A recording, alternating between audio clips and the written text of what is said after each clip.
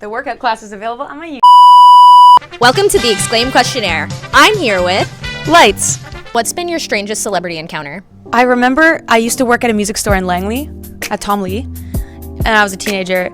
And I remember Chad Kroeger came in, and Nickelback was like pretty massive at that time. And I remember he came in and leaned on the counter, and I was like 18, and I looked kind of like a weird goth fairy. And he was like, slammed his hands on the counter. He's like, "What's my discount?" And I was like, "I'll get the manager." Anyways, I always thought that was kind of weird. I was like, "Don't you have money?" Did he get a discount? I think he got a discount. Yeah, he probably like funded the store, so. Why do you live where you do? I live in the bush, about an hour from Vancouver. But we're here in Toronto right now, and I used to live in Toronto. I miss it so much. I love it.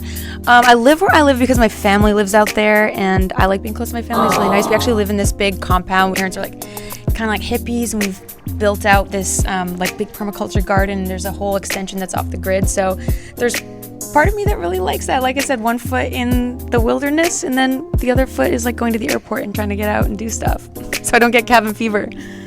What was the first song you ever wrote? I wrote this song called Saturn's Rings. I had just bought a little BR8, which is a little 8-track recording unit back in the day to like zip disc. I'm really dating myself here, but it was this in-between tech that just didn't really pan out. Kind of spacey and synthy and had a bunch of reverb and stuff. And I gotta dig it up. I gotta find it because it wasn't bad. It was bad, but it wasn't bad. And it was my first time kind of experiencing making something that I could just listen back to and be like, that slaps. It's about Saturn. It sounds very early Lights. It was probably the precursor to like everything that I became. What was the first album you ever bought with your own money? It was definitely a Celine Dion CD. It was probably that album that was like, "Where does my heart beat now?" What does that cover look like? I can't remember. What drew you to Celine Dion?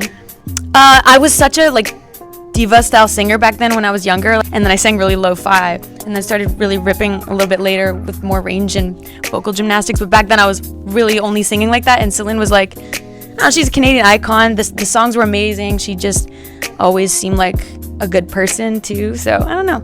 I think there's not a single person who doesn't like Celine Dion. Not in this country. Not in this country. What are you up to? So my album A6 comes out this week. I produce everything myself. I'm really excited about it. This album was like half made at home in the wilderness place I was telling you about. And I spent a lot of time finishing in Berlin as well. There's German influences, German dark wave influences. And I really hope everybody loves the experience of listening to it as much as the experience I had making it.